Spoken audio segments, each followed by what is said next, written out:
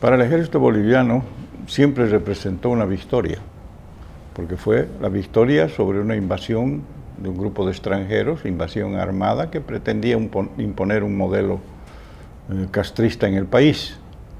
Ahora, desde el año 2006, ha comenzado a cambiar el enfoque que el gobierno actual le da a la acción del Che, y por eso viene gastando dinero y haciendo una serie de demostraciones cada año mayores de lo que significa el legado del Che. Para mí el legado del Che es una fosa vacía.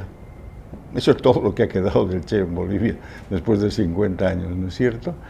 Y entonces, para muchos de los militares, para todos diría yo, todos los militares que participamos en aquella campaña y para las generaciones siguientes también, lo que se está haciendo es una forma de humillar a las Fuerzas Armadas, y eso para mí es por instrucciones de Cuba, no hay tapujos en eso.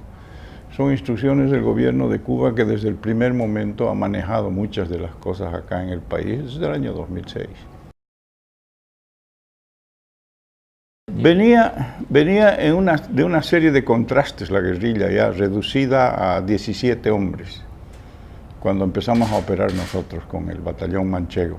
Mi compañía fue la primera a entrar en la zona de operaciones y realizar una serie de rastrillajes. En el primer día de rastrillajes capturamos 2 guerrilleros que habían desertado, que eran el Camba y León. Los mandé prisioneros directamente a Valle Grande y de allá los llevaron a Camiri para que estén en el juicio que se realizaba contra Debrey. Y seguimos, a pocos días recibimos la noticia, la información de un campesino que los había visto en la quebrada del Chur. Entonces monté la operación, cerramos la quebrada, reiniciamos el registro y se produce el combate. Cuando 2 hombres tratan de romper el cerco y salir por un costado, por una falla que había en la muralla de la quebrada, los dejan acercarse, 2 soldados que yo había puesto ahí precisamente en previsión de una posible salida por ese sector. Lo ven ahí y los dejan acercarse y les dicen quietos ahí y me gritan, mi capitán, aquí hay 2. Yo estaba unos 15 metros más abajo, que era mi puesto de comando. Digo, y me encuentro con estos 2. Y el otro ahí dice, no me maten, soy el Che Guevara, valgo más para ustedes vivo que muerto. O sea, ahí no hubo patria o muerte, ¿no? Sino simplemente el instinto de conservación. Entonces, bueno, y un hombre derrotado, un hombre, se lo notaba al final de sus fuerzas. Esa es la imagen que yo tengo del Che. Nada del, como preguntan muchos periodistas jóvenes, ¿no? ¿Y qué sintió cuando se vio frente al Che Guevara? Como si fuera pena, daba pena el hombre, ¿no? Entonces, era el fracaso de toda su vida, de toda su serie de fracasos, digamos así, porque no había sido muy exitoso en ninguna de las tareas que había emprendido en toda su vida. ¿Hubo realmente masacre, como dicen los cubanos? ¿Masacre del grupo de Joaquín? ¿Se refieren al grupo? Claro, se refieren al último grupo, de la retaguardia. Claro, en Vado del Yeso. Exactamente igualita que la masacre que podemos decir nosotros en Yancahuazú, una emboscada. O sea, el ejército emboscó a la masacre como ellos emboscaron a una patrulla de soldados en Yancahuazú. Esa es la guerra irregular.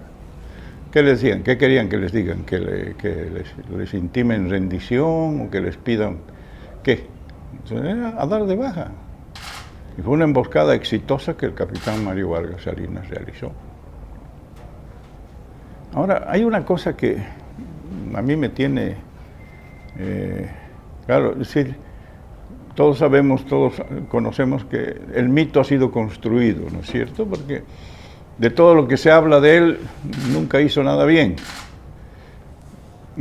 Como conductor militar fue un desastre. Tiene un libro él escrito que se llama La Guerra de Guerrillas, considerado la Biblia, ¿no? La Guerra de Guerrillas, un método, es el libro para todos los guerrilleros del mundo. Hay mucho de Mao Zedong ahí, pero bueno. Entonces, en su libro dice una cosa y aquí ha venido a hacer exactamente lo contrario. ¿Qué clase de autor o qué clase de conductor militar era que viene a hacer exactamente lo contrario? Les pido, lean en mi libro, está el análisis de cada una de esas expresiones del libro del Che y cómo hizo lo contrario acá. No era un buen estratega militar. Ni estratega ni táctico. El hecho de no tener un punto de reunión y que su guerrilla se fraccione en 2 grupos y nunca más se vuelvan a encontrar, Si usted va al fútbol con un amigo y dice, oye, si a la salida el boleo nos separa, nos juntaremos en el café de la esquina, ¿no?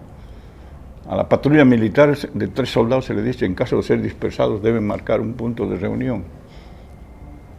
No tenían punto de reunión. De manera que cuando el ejército toma el campamento y Joaquín se ve obligado a salir del campamento para no ser capturado, nunca más se encuentran. Entonces hay una serie de errores militares, de apreciación estratégica, ni que se diga. El hecho de querer hacer de Bolivia un Vietnam. Oiga, qué falta de consideración con el pueblo boliviano, ¿no? Querer que nos invadan, para que nos maten, nos tiren napalm, todo a nosotros en aras de su aventura. Hacer de Bolivia un Vietnam. Esa era su concepción estratégica.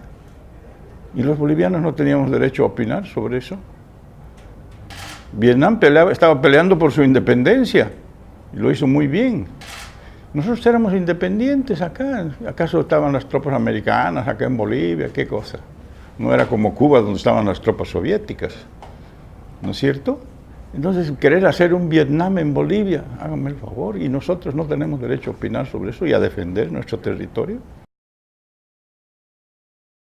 Hubo 14 instructores de Estados Unidos que estaban en La Esperanza con nosotros en el tiempo que duró el entrenamiento, 16 semanas, que tenían prohibido venir hasta la ciudad de Santa Cruz, no podían venir de Santa Cruz siquiera, estaban exclusivamente allá, 80 kilómetros al norte, jamás se acercaron a la zona de operaciones que es allá al sur, no participaron absolutamente en nada, eso está claramente documentado.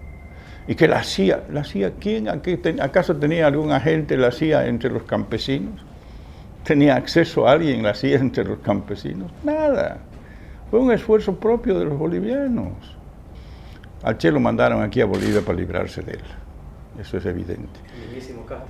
¿Ah? El mismo Fidel Castro. Claro, porque fíjese, primero, ya en Cuba, a partir del año 65, 64, 65, la presencia del Che era muy incómoda. Cometió varios errores, su propio carácter altanero, atropellador, todo, molestaba a la cúpula del Partido Comunista Cubano, que le insistía a Fidel, bueno, y este, ministro de Economía, un desastre su gestión. Presidente del Banco Central y firma los billetes, que son un símbolo del país, con su Che, en vez de poner su firma como corresponde, ¿no es cierto? Todos esos detalles le crearon antipatía. Entonces, ¿qué hacemos con él? Además que él quería seguir haciendo revoluciones y Cuba estaba en la coexistencia pacífica después de la crisis del 62, de los misiles. Entonces, dice que se vaya al África y lo mandan al África.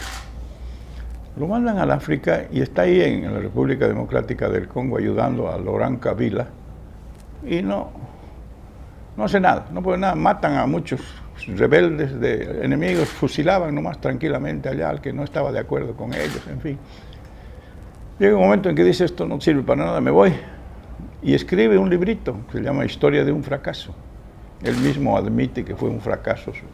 Yo le pregunté la noche que estuvo bajo mi tutela, capturado, ¿y qué fue a hacer África? No, me dice, quisimos hacer la revolución, pero allá no se puede hacer nada, están colgados de los árboles todavía. Miren el concepto que él tenía de los pueblos que estaban luchando, estaban colgados. Con lo mismo que dice de los bolivianos en su diario, los bolivianos son como animalitos, así nos miraba. Y ese es al que ahora le estamos rindiendo pleitesías y honores. Bueno, pero de ahí sale, se va primero a Tanzania, después se va a Praga, porque no podía volver a Cuba.